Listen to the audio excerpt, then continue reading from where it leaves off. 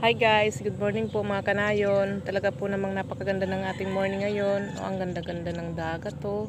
Ang ganda ng sikat po ng ating haring araw.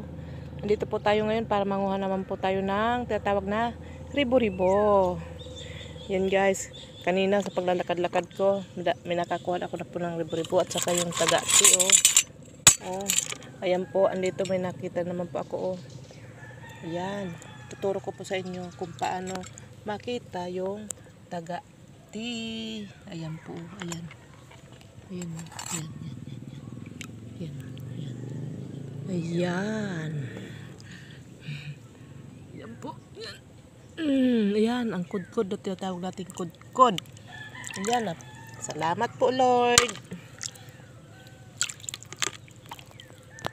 Ito po yung kukunin natin ngayon, yung ribo-ribo. Masarap po itong gataan.